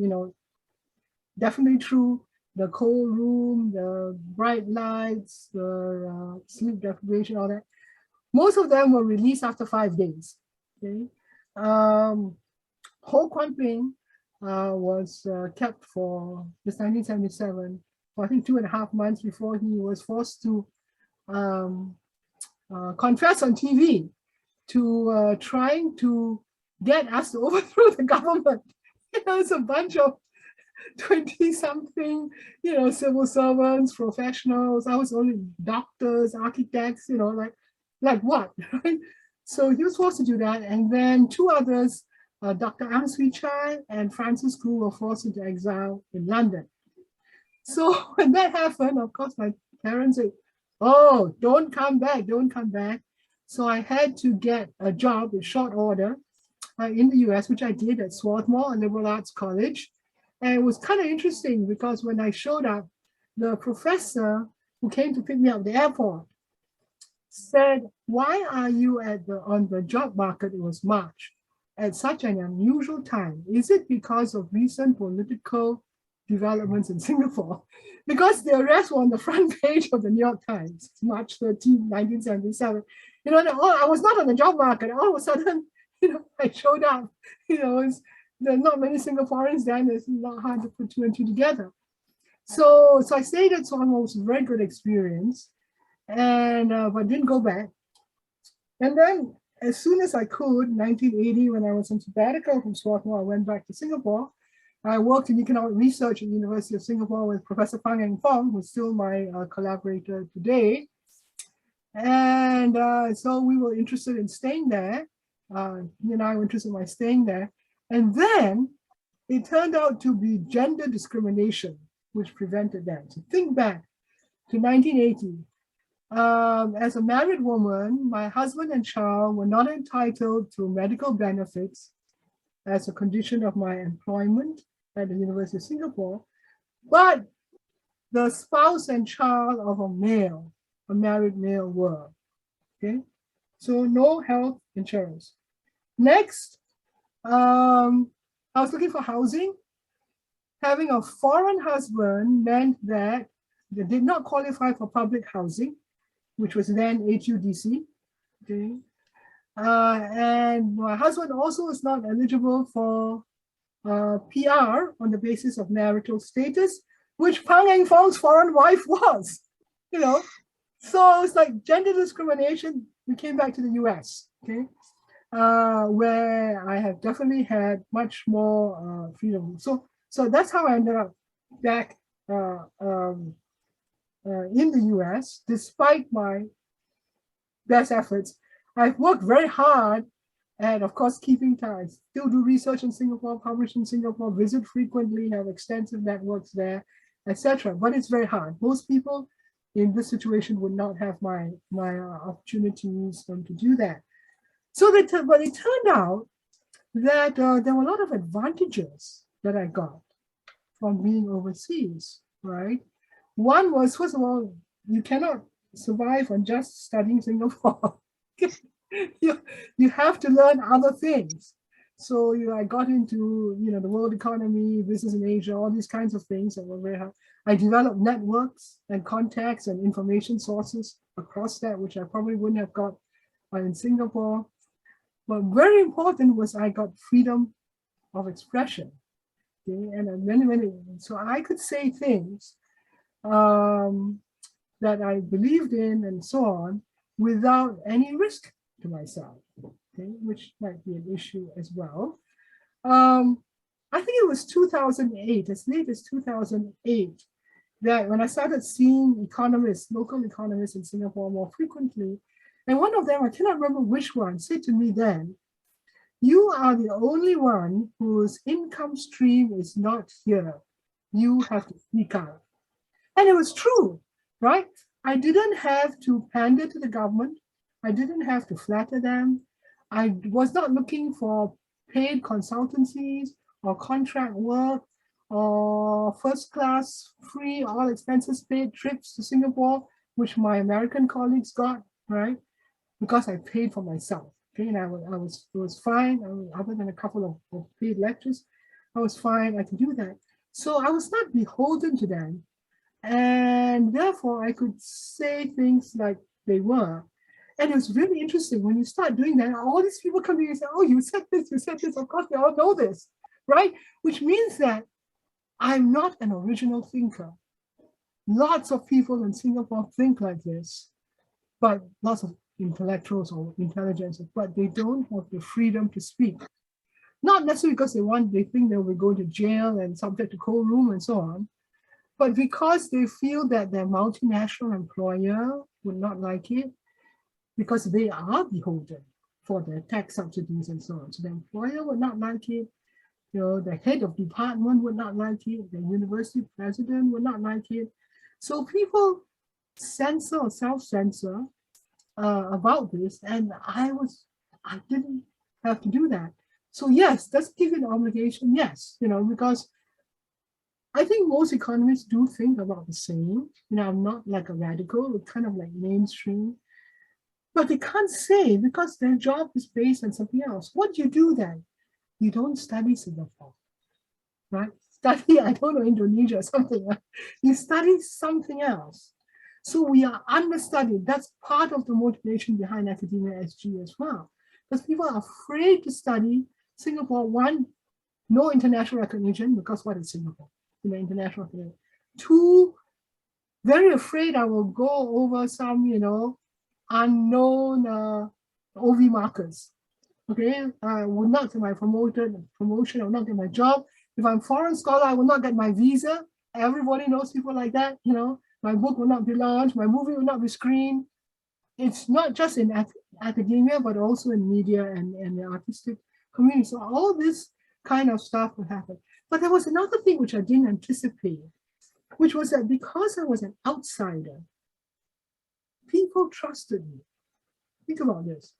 They trusted me with confidences because they knew that I was not going to be affected by any of the policies, right? I was not competing with them for resources, for status, for influence, for position. And yet, when you're a thinker, you just can't stand, I have to tell somebody this. It's like totally ridiculous, doesn't make sense, right? So people would say, and I didn't have any particular agenda, and so it can be good, can be bad. You can say whatever, and you don't bear the consequences. But strangely enough, a lot of people, including like business people, would invite me to like fancy lunch on top of 44th story bank building and give very fancy wine and stuff. Very interesting. Okay. So that I didn't expect. Okay. And I think that has led me to think that it would be good if there were, I don't want to be like an egoist or anything, if there were lots of people like me in Singapore, right? If I didn't have to speak out every time something happened, because it was just like the norm, and there would be many other voices. But here I am in my 70s, and there's still, people still ask me to write chapters for books because there's nobody. I said, no, you have to turn over to the next generation. You have to have younger people doing stuff. Oh, and by the way, it doesn't mean that I don't have any constraints. So I was once, 2014, invited to be on the board of trustees of SMU, rejected. The president, at the level, the president accepted me. So I'm qualified, right? The Arno the mayor, or I think. Yes. Arno the mayor. Yeah. So I was all the way up there. And then, of course, the chairman of SMU, my old buddy, Ho Kwon Ping. I said, Kwon, it's not me, it's you. They're not worried about, but like 50 years later, whatever. So rejected, which is actually a good thing. I've been very lucky in my life. All the things that happened to me, like gender discrimination, 1977, being turned down at SMU, all turned out to be the better. Because can you imagine, I would not be able to criticize NUS if I had been on the board of SMU. I didn't think about it, at the time. My friends said, oh no, it's very good. You can shape promotion and tenure decisions and so on. So okay. But that would have definitely crimped my freedom of speech, my freedom of expression on higher ed policy. Anyway, so it's just a bit of an insight. Yeah. No, I'm very happy, Linda, that you shared all that. It's really fascinating to hear that. It really shows us quite a lot of the intricacies that take place, back in the past as well when it comes to those political dissidents, right? And I actually want to also note that we, read your bio, and one of the fascinating things that I learned about you was that you gave political economy lessons to Christian pastors, right? And one of them is Vincent Cheng, who was arrested, in the Operation Spectrum as a political prisoner. So it's really, good to hear you talk about that very openly, and then also to then juxtapose that with where you are right now, and also the opportunities you have, but also the constraints that you may experience, just relative to the other advantages that you have speaking freely like this versus working in a local institution. Santosh, I better let you have a question in. No, Prof Linda, your life story is very instructive and inspirational, or inspiring for the next generation of Singaporeans, because what is embedded in your life story is the lesson that, like, the greatest of rejections, discrimination, hardships can actually be a blessing in disguise. Yeah, so I think that's mean very, that we should go around looking for them. Yeah, but it's a way of life. It's like, this is spiritual aspect of, how difficult things like the baptism of fire that you have to go through. Diamond is made through high pressure, high temperature, on coal and carbon. Yeah, so I think it's very instructive and beautiful. The very things that we thought were, that we assume could be curses to our lives, could be blessings. I think it's very, very instructive. And the one thing that you've stuck true was to speak the truth. Nothing but the truth. And this mirrors the very point you made about ancient wisdom. Like in ancient China, the scholars were very poor, but it's because there was economic independence from anyone else. They will be able to speak truth as it is. And that's why monks, I've studied monks as well. Like, they're given the bare essentials and minimum. But that's why the entire village flocks over to the monks for advice. It's because the monks have nothing but the truth to speak. And they can see the world and reality as it is. And in the most difficult of times, even the richest king would go to the poorest of monks for advice. And that's the beauty of life. It's a very, very profound beauty of life. Yeah, it's fascinating. Yeah, what you just mentioned. Yeah, so what I usually advise, like my students, former students, and so on, for success in business, so is you have to be true to yourself. I mentioned differentiation, but you have to know who you are and be true to yourself, because that way you will end up with people will come to you for what you are. They're not for something else. So you do end up doing what you want to do. You know what I mean, right? So whereas if you try and mold yourself into what somebody else wants you to be, or you think they want you to be, first of all, you will never be unique, right? Because there will be lots of other people that are doing that.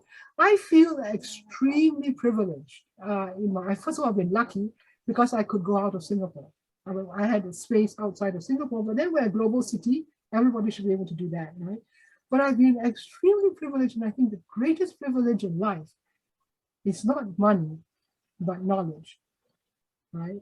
That is the power, the greatest power, and the greatest liberation, the greatest freedom.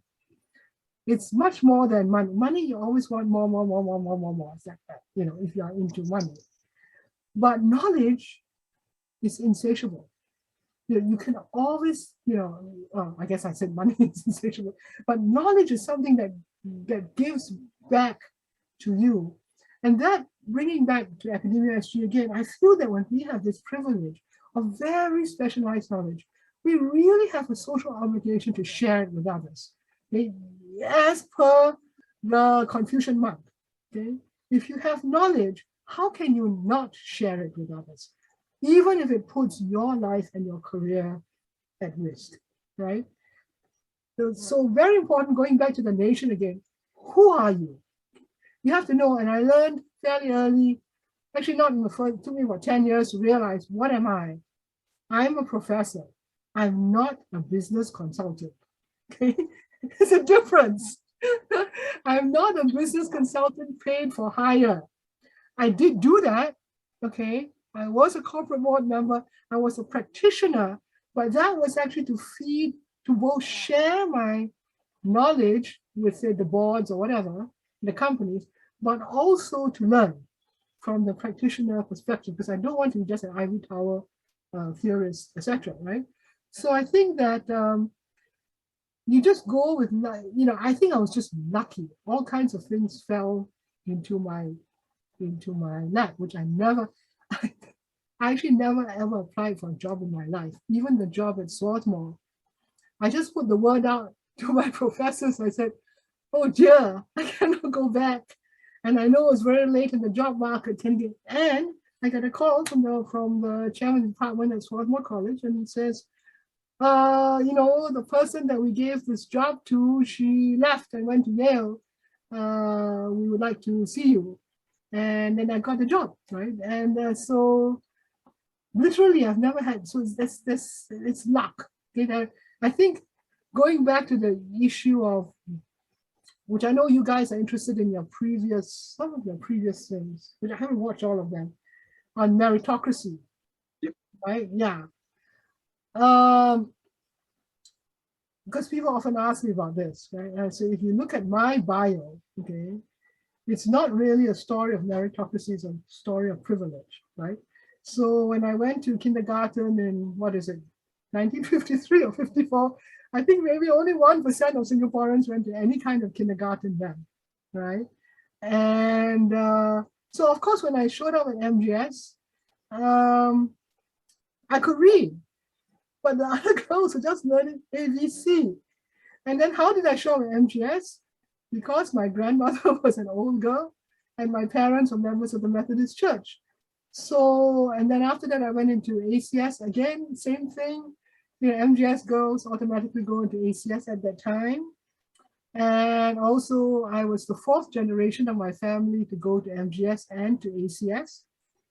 And my father, his brothers were all old boys of ACS, and one of his brothers was even the principal of the primary school. So you think I cannot get in those days? So it's a story really of privilege rather than of meritocracy. I mean, there's a bit of both, because you have to work with what you got. Okay? People begin life with different resources. It's very easy to win a game if you're dealt a hand of aces and kings. But if you just lose them, it's not working, right? But it's easier than if you got a hand of 2s and 3s, right? So you have to play the game, but it depends on the kind of resources that you have. But I think, and because of that privilege, particularly the privilege in the area of knowledge, I really do have this very deep sense that you have to give it back. You have to share the most precious thing you have. Like my most recent article for the Straits Times on inflation and recession. Everybody's going around, inflation, recession. I know about this, okay? I can express it. I don't have to be paranoid. I don't have to be panicky about this. So even small things like these, I think that certainly as an educator, you have an obligation to share. If it can reduce other people's anxiety or risk or help them on the next rung of the ladder or whatever, it's your obligation, right? And obviously, when you're doing that, you cannot speak untruth. I mean, if you lie, it was never, nobody will come after you for your services at all. So it's pragmatism. Again, it's not just principle. It's pragmatic. If you only speak the truth and only about what you know, you're secure. But you start, inventing things and so on, then, you get into a tangled web, and people will immediately figure out that you're fraud. We're very good in the business world in figuring out frauds and phonies, okay? You will never sell me a $200,000 Rolex watch. So that becomes part of your persona, your identity, and you can't behave differently. You can't behave differently. Finally, I would say something, and you might have other questions, but when you raise the Operation Spectrum thing, I want to make a comment on that. First of all, the reason I was giving political economy lessons to a bunch of Christian pastors, it was at Trinity Theological College, which was next door to MJS, was because the Methodist bishop at the time, who had been my pastor in Wesley Methodist Church, Reverend Yap Kim Hao, asked me to do that. And the year, 2 years earlier, when I was doing my master's in international development at Yale, right after I finished, he invited me to take a group of American teenagers around Southeast Asia on an economic development travel seminar. It was wonderful. We went to, Indonesia, up the Rejang River in Sarawak and so on. And I had to explain things in terms of, so I think he was it. Pastors work with the poor. So they have to understand poverty. And to understand poverty, you have to understand political economy, right? Not necessarily in Singapore, but some of them were interested in working in other countries. So it made absolute sense for me to do that at the time. I think Operation Spectrum is also a good case in point of one of the failures in our society. That is to say, it was a deep, deep, deep injustice based on lies, actually outright lies, and foolish, immoral, a stain on our national conscience. It's not the only one, but it's the biggest one, I think. And frankly, I just think the government should, apologize, admit they were wrong, which everybody knows anyway. Any historian would tell you that they were wrong. And why do I think it's important? I think it's important not just because you should always right or wrong when you can. Recover their reputation, say they were innocent and so on, but also because it speaks to the government's own credibility. In an age of disinformation, it is very demoralizing to have your government not admit that it made a mistake, said a lie. Like, who are you going to believe? What happened to transparency? What happened to accountability? What happened to trust? Right? So these small things are small and symbolic, but when you're active on WhatsApp with Singaporeans, there's a lot of what we call whataboutism going on, right? So they say, okay, so they say, Russia invaded Ukraine. So what? US invaded Iraq. They keep doing this. So this is a problem. Because, this propaganda is wrong, it's a lie. But so what? Operation Spectrum, you think our government deny it, is so sometimes, politicians do not have the luxury of academics, okay, to be completely But sometimes there are certain issues where it's like no point to hang on to a fiction when it really has become negative. And it also speaks very poorly of Singaporeans, because people will say, hey, why you worry? Nobody cares now. Move on, nobody cares. The fact that we do not care speaks poorly for our nation, for our values, our identity, our heritages. There are certain things you have to care about. And just like you have to care about, Russia invading Ukraine. And people saying that it's due for, it was created by the CIA. That's another favorite thing that's around, right? You need to, well, anyway, that's enough. Any other questions? Okay, maybe Santosh, you may want to ask a last question. I have a last question too. So let's do that. I just want to say, Linda, thanks for saying all that. I really love how you ended that by saying that it's, very, very important in terms of our nation's psyche, in terms of like how we should look at ourselves in the mirror. We have to examine past injustices, and that actually would then lead to, a much more maybe credible government and a society that we actually believe in. So yeah, Santosh, why don't you just ask a question and then I'll go after you. Yeah, so I'm deeply impressed by the fact that despite your privileged upbringing, you've spoken a lot about meritocracy in Singapore, as well as the moral, social, and economic case for redistributive policy and minimum wage in Singapore. So it's amazing that you're speaking up like in such noble terms for those who do not have the means. And so bearing in mind what others have said about these issues, what additional perspectives could you offer, and how do we holistically and strategically tackle the resistance to minimum wage and redistributive policy in Singapore? Okay, so I must say, as an economist, I cannot understand the objection of so many people in Singapore, the government, and many educated Singaporeans to the institutionalization, not just of a minimum wage, but of unemployment insurance. Okay?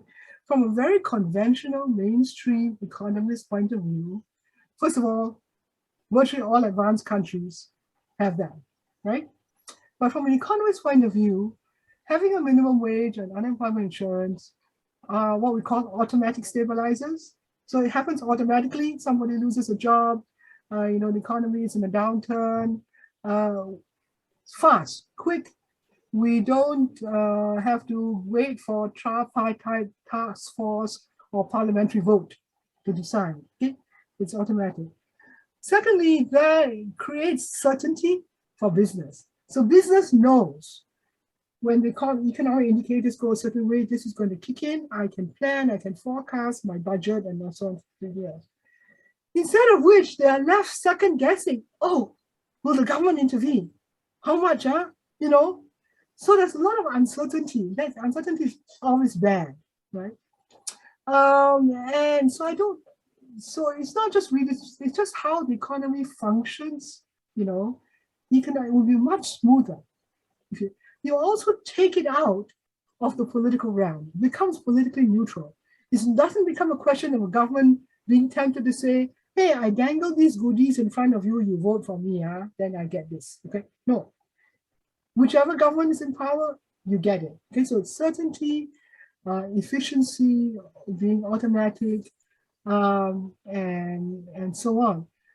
On the redistribution, so that's just like a standard economic business perspective. We prefer that.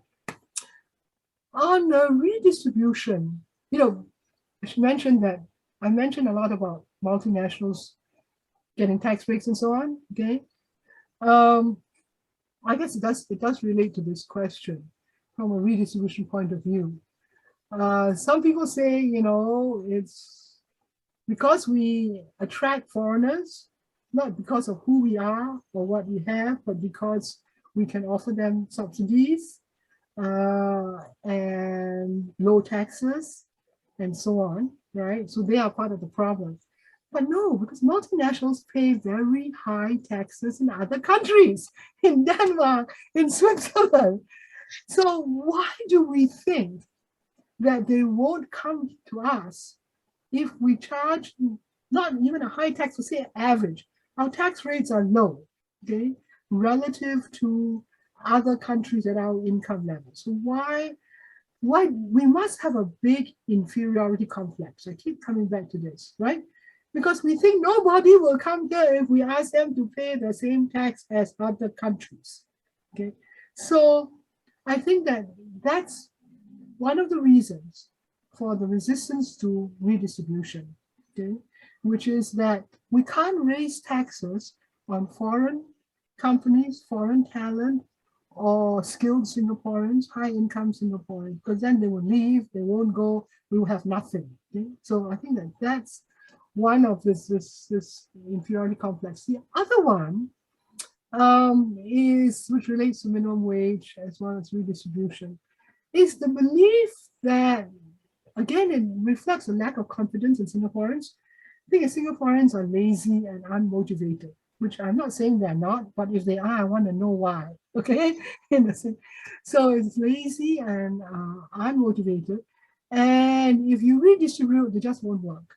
This is despite the fact that there's tons of economic research in other countries showing that minimum wage, unemployment insurance, etc., do not have any significant impact on incentives to work and invest among the rich or the poor. So you only Singaporeans are, we are the only ones that if you give us a minimum wage, we suddenly become lazy. It just doesn't make sense, okay, to me. I think the other thing is, which is quite interesting, the government, whenever challenged on this, on its underwhelming redistributive policies, will say, actually, we give a lot of subsidies. And we give a lot of subsidies to the middle class. And the middle class in Singapore is much better off than the middle class in other countries where, with respect to taxes versus subsidies. And that is the problem. That is a problem. A large chunk of Singaporeans, probably PAP voters, right, are very happy with their health and housing subsidies. They don't want to pay any more for their lower income compatriots, particularly when they see the high income foreigners running away without having to pay as much tax and raising the cost of living, including rentals for others. So there's a sense of fairness that people have. Now, the meritocracy plays into this. And meritocracy, I'm only opposed to meritocracy as an ideology and as dogma for two reasons. One, it doesn't do a good job of explaining unequal outcomes, right? At best, it's incomplete. I talked already about my own career. Okay? So it's incomplete. But secondly, it provides an excuse, an ideological excuse for people not to have redistribution because the outcome is fair. It's based on ability and effort. Sorry, you are in the bottom 10%. It's nothing to do with me. I'm in the, second quartile. It doesn't have to do with me. Sorry, why didn't you just work harder? Okay? So there's an ideological element to that. And Singaporeans, and it's not just the government, but many, middle class and upper middle class Singaporeans also feel you shouldn't tax me to subsidize low-wage people whose wages are low because they have to compete with cheap foreigners from Bangladesh. That's not my problem. I like the cheap foreigners from Bangladesh because they take out my garbage. And then also look at these rich foreigners, these MNC employees, and they're taxed only 15%, whatever. So why take it out of me, right? And then I think that together, actually, a lot of the questions tie this together, including the Ukraine-Russia thing, that in Singapore, we've created a sense of values, national values, which is based excessively on money, right? That's who we are. What is citizenship? I go back to the question. True citizenship is more than a piece of paper. It is more than a bank account. It is more than a paycheck. It is even more than home ownership. Home ownership is just, we know, right, an asset. Okay, so it has to have something to do with emotional commitment. Okay? And that is where identity and heritage come into. And that is where the first 20 years of your life are definitive. And this is proven everywhere, right? You cannot remove, so people ask why you become American. I don't feel like an American. I feel like a Singaporean working in America. Did you ask all the Americans working in Singapore why they haven't become Singaporeans? Other than CMIO won't allow them to? It's, I go back to things, you have to know who you are, and the country needs to know who we are. What are our values? Okay, whose welfare are we maximizing? And so I think that when you said that, how do we get to a more holistic response to this sort of redistribution thing?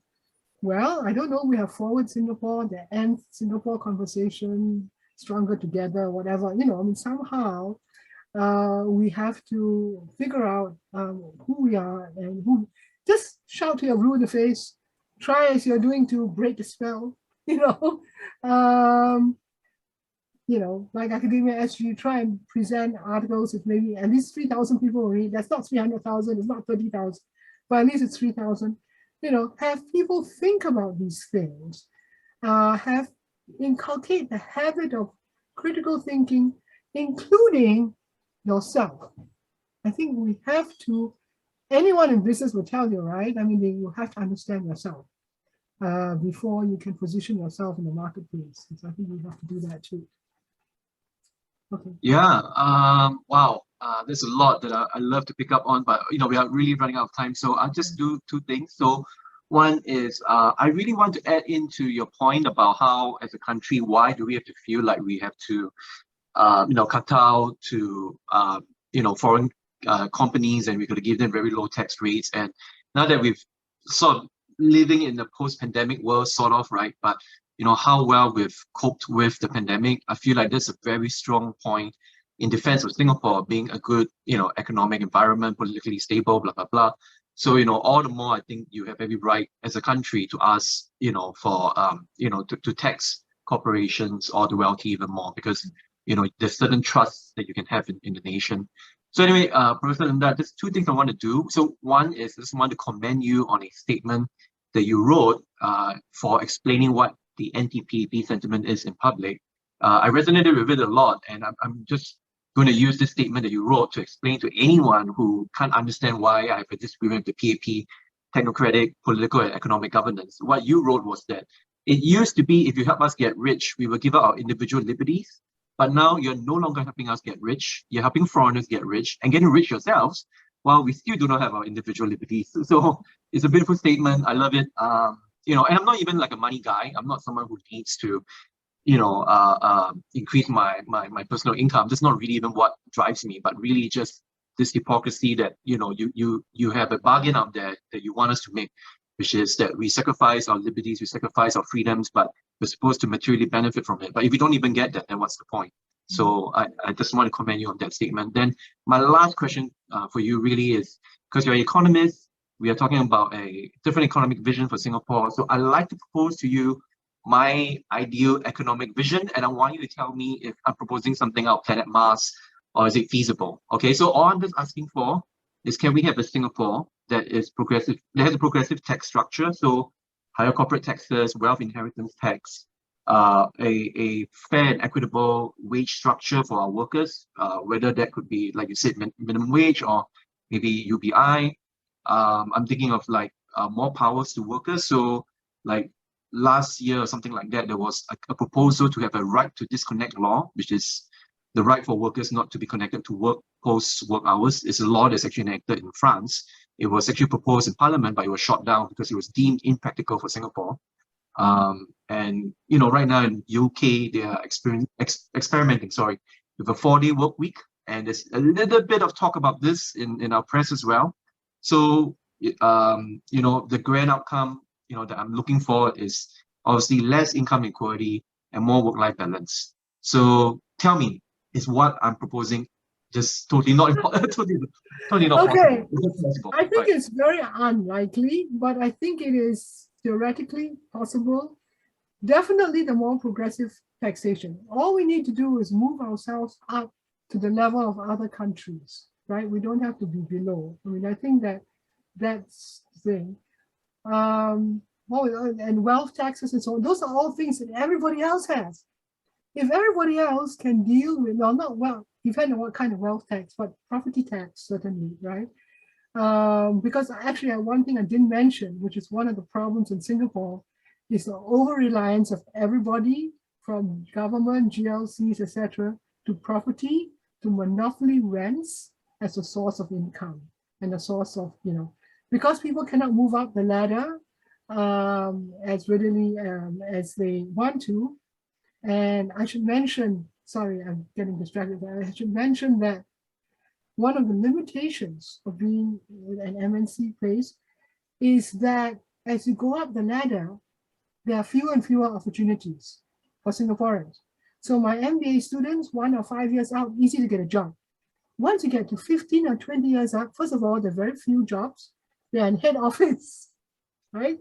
And if they're in Singapore, it makes sense that a company wants to bring some 20-year veteran from somewhere else that's in there. So we want local companies for growth and for employment creation, at all levels. Given that, with that kind of backdrop, I think that, yes, we can have more progressive taxes. On the labor side, very clear, we have to reduce our reliance on low-wage foreign labor. Okay, I mean, that's it's just supply and demand. I'm sorry, there's no way around that. If you want that, then you have to have huge redistribution. If you want to keep our wages at sub-Bangladeshi levels, then you have to tax the people to push it out. Totally, it's very, so to increase productivity, to increase entrepreneurship and so on. There was one thing that you said that I didn't think would work out. 4-day work week. Okay. No, okay. No, that I don't think so. I think, and the reason is because 4-day work week just collapses the 40 hours into 4 days instead of 5 days. Few very long days. That 3 days is very good. I mean, I do know companies like my dentist, he has no problem getting dental hygienists because he has Wednesday off. And they all need to do their shopping. Right now, Saturday is shopping and errands. There's no rest, right? So that's why. The problem, I mean, you could for certain classes of workers. Those like white collar workers, remote workers, output-based, workers. But one of the problems which we have always had is why we have a 7-day work week, which is not good, is a time difference. If we are going to be global, okay, I mean, even like us right now, you are working after your hours. Okay, it's my working hours. So the scheduling is like a huge issue. And I think that is something that's like going to be difficult. Universal basic income, I have different ideas on that, but we will, we don't have time to get into that. I did have one suggestion though, on Santosh's thing, on the minimum wage. You know how Singapore likes to have sandboxes? Right? Yep. Like we had a sandbox. Very mental sandboxes. Yeah, for sandbox for fintech. Why don't we have a sandbox for like minimum wage, unemployment insurance? Because all of these highly paid civil servants who studied economics, I'm sure they can come up with something. That might be one way to find out how people be. And then it occurred to me, because that's what they do for UBIs, for universal basic incomes, that they're having all these experiments around the world. And eventually you will realize, what works or what doesn't work. But I think the main thing is just because we have done things in a certain way all our lives and it has worked, doesn't mean that it will work tomorrow. And I agree with you that post-pandemic, we have established a new, certainly compared to other countries in Asia, level of reliability, safety, etc. People should pay for that, right? I mean, you don't give away your assets for free. Never do it. Very uncapitalist to do that. So, yeah. Okay, that's it. Santosh, yeah, I've never felt prouder to be a Singaporean than now. It's as compared to speaking to a government bureaucrat, this has been a very honest conversation. And I think we broke a lot of spells around false dichotomies in today's show. Yeah, so West, East, many other false dichotomies. And I think my biggest takeaway is really being true to yourself, speaking the truth. Yeah, that's been a tremendous highlight for me. Thank you. I've got nothing else. It's been a tremendous privilege, and I feel very honored and very proud. I don't know why. It's a feeling from inside. I feel proud to be a Singaporean. Just to be in the midst of two amazing other people who have this very sincere and honest search for the truth, for inquiry. Yeah, so that's been amazing. Thank you so much. Thank you for doing this. I've never done anything like this before, because you're always professional, right? So you never want to cross the boundaries between the personal and the professional. And you tend, as economists, to want to be, positive, not normative, right? I mean, you want to, yeah. So this was a very, very, very interesting experience for me, and thank you very much for having me. Okay. Thank you, Professor Linda. Thanks a lot. Yeah. Okay. All the best. Thank you. Thank Bye-bye. you. Bye.